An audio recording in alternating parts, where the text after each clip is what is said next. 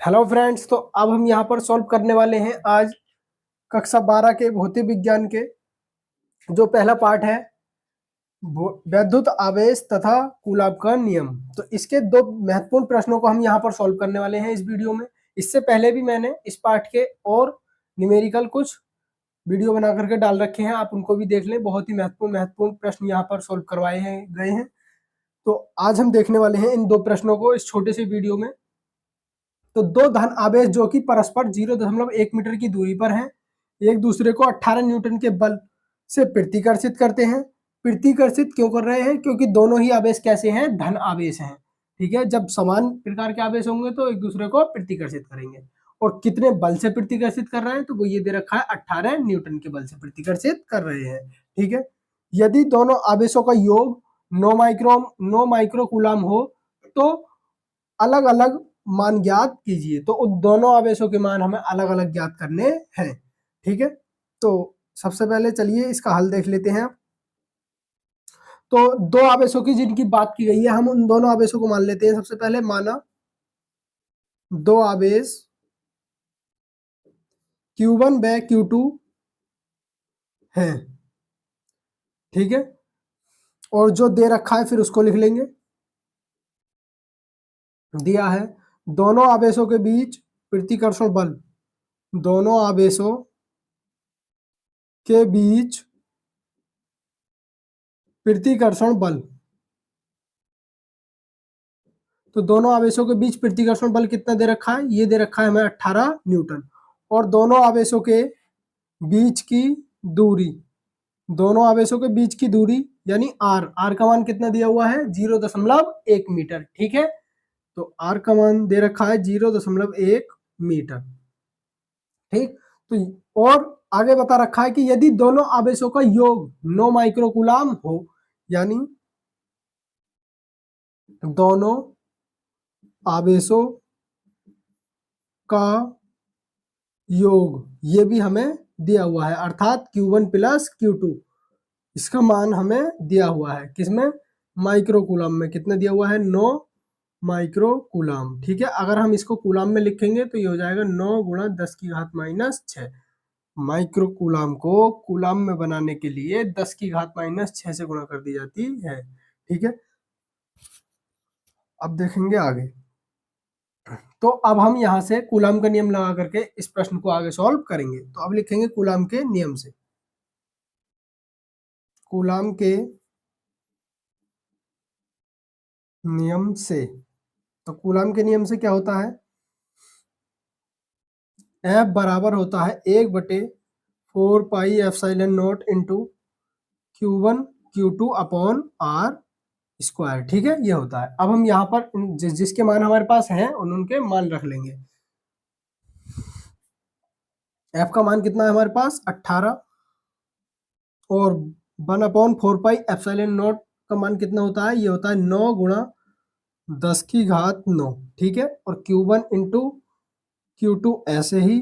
R का मान कितना है हमारे पास? 0.1। ठीक है, और R पे स्क्वायर चढ़ रहा है तो इस पे भी क्या चढ़ा देंगे? स्क्वायर चढ़ा देंगे। ठीक है, अब इसको सॉल्व कर लेंगे हम। तो देखिए 9 से ये बटे में चला जाता है वैसे भी, तो यहीं से काट देंगे। 9 एकम 9, 9 दूनी 18 हो जाएगा। ठीक है, ये जो है 0.1 का वर्ग, ये इधर बटे में है, तो बराबर के दूसरी तरफ जाएगा तो कहाँ चला जाएगा? ये गुणा में। ठीक है, तो ये हो जाएगा इस तरफ हमारा 2 गुणा 0.1 का वर्ग खोलेंगे तो ये हो जाएगा 0.01।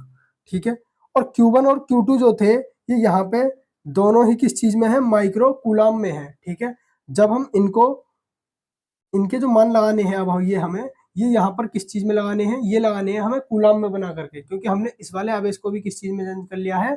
कूलम में चेंज कर लिया है। और जो सूत्र में Q1 और Q2 जिस समय हमने ये सूत्र उत्पत्ति करी थी इसकी, तो हमने जाना था कि Q1 और Q2 के जो मान लिए गए हैं यहाँ पर वो कूलम में लिए गए हैं, ना कि माइक्रो कूलम में। और जो R का मान होता है सूत्र में, वो किस चीज में लगाते हैं? मीटर में। तो ये तो हमें मीटर में ही दे रखा था। और F का मान लगाते हैं न्यूटन में, तो F का मान हमें न्यूटन में ही दे रखा था। लेकिन ये जो Q1 और Q2 हैं, इनके जो मान हैं वो माइक्रो कूलम की बात की गई है। इसलिए हम पहले पहले आवेश को जब उसमें बनाएंगे कूलाम में, तो पहले आवेश के लिए भी 10 की घात -6 लगाएंगे गुणा में, और दूसरे आवेश के लिए भी 10 की घात -6 गुणा में लगाएंगे यहाँ पर। ठीक है, तो पहला आवेश बना दिया Q1 कूलाम में, और Q2 को भी कूलाम में चेंज कर दिया इस प्रकार हमने। ठीक है, तो अब देखेंगे आगे। तो ये तो दो तो ऐसे ही, और 0.1 का वर्ग करके जब इसे बटे में से गुणा में भेज दिया 2 की। ठीक है, तो ये आ गया। अब 10 की घात 9 जो है वो प्लस की है, और यहाँ पे 10 की घात जो माइनस की है वो कितनी हो जाएगी 12। जब 10 की घात माइनस की 12 है और 10 की घात प्लस की 9 है, तो जो बटे में को जो घात जाएगी, क्योंकि ये सारी चीजें गुणा में है, और गुणा वाली राशि हमें यहाँ से मान किस चीज का ज्ञात करना है, Q1 और Q2 का। तो यहाँ से जो 10 की घात माइनस की 12 है और 10 की घात माइनस प्लस की 9 है, इन दोनों को सॉल्व करेंगे तो 10 की घात बचेगी माइनस की 3, और जो 10 की घात माइनस की 3 बचेगी वो गुणा में से हट के कहाँ चली जाएगी, इधर बटे में। तो इधर आ जाएगी बटे में 10 की घात माइनस की 3। ठीक है, अब इधर क्या बचेगा हमारा, इधर बचेगा Q1 इंटू Q2, जिसका हमें मान ज्ञात करना है। ठीक है, Q1 इंटू Q2। अब ये 10 की घात 3 जब ऊपर जाएगी तो प्लस की हो जाएगी, ये हो जाएगा 2 गुणा 0, चलो यहीं पे मान लेते हैं। ठीक है, 1 मान लिया इसकी गुणा में, किसी की भी गुणा में 1 मान सकते हैं, पॉइंट हटाएंगे तो 2 0 बढ़ा डाल लेंगे। ठीक है, अब जो आएगी, तो अब जो आएगी ये घात कितनी हो जाएगी, 100 को क्या मानते हैं हम, 10 की घात 2। तो अब मानी जाएगी ये 10 की घात माइनस की 1। तो 10 की घात माइनस की 1 जब ऊपर पहुंचेगी तो 10 की घात कितनी हो जाएगी, प्लस की 1 हो जाएगी। और प्लस की 1 घात को लिखो या मत लिखो, तो ये आ जाएगा हमारा इतना, अर्थात Q1 इंटू Q2 बराबर आ गया 2 धाई 20। इसको हम सीधा करके लिख लेते हैं, Q1 इंटू Q2 बराबर 20। ठीक है, तो ये आ गया हमारा Q1 इंटू Q2 का मान। लेकिन तो देखिए अब तक हमने प्राप्त कर लिया Q1 इंटू Q2 का गुणनफल। ठीक है, अब इसके आगे हमारे पास Q1 प्लस Q2 का मान है पहले से ही। ठीक, तो अब क्या करेंगे हम, अब यहाँ पर Q1 माइनस Q2 का मान और ज्ञात करेंगे, ताकि विलोपन या प्रतिस्थापन विधि लगा करके और Q1 और Q2 के अलग अलग मान हम प्राप्त कर सकें। तो चलिए यहाँ से एक सूत्र देखेंगे, ये होता है a माइनस बी का होल स्क्वायर बराबर होता है a प्लस बी का होल स्क्वायर और -4ab। अब यहाँ पर हमने a और b शब्द यूज किए हैं, लेकिन जो सवाल में हमारे वो Q1 और Q2 है, तो जहाँ a है उसके स्थान पर हम Q1 मान लेंगे, और जहाँ b है उसके स्थान पे Q2 रख लेंगे। ठीक है, तो देखेंगे आप इसी प्रकार Q1 यहाँ लिखेंगे, अतः Q1 माइनस Q2 का होल स्क्वायर बराबर हो जाएगा, a प्लस बी का मान कितना है हमारे पास, 9 माइक्रोकूलम है। ठीक है, तो इसके स्थान पर रख देंगे 9, और a प्लस बी दोनों का वर्ग। a प्लस बी का मतलब अभी अभी मैंने तुम्हें बता रखा है कि a की जगह पर मानेंगे हम, जहां भी मैं a बोलूंगा उसका मतलब होगा Q1 और b का मतलब होगा Q2 यहाँ इस सवाल में। ठीक है, अब तो Q1 प्लस Q2 का मान दे रखा था 9, तो उसकी जगह पे 9 रख दिया, और वर्ग ऐसे ही -4 और गुणा ए बी का मतलब है Q1 इंटू Q2। ठीक है, दोनों का गुणनफल कितना है 20।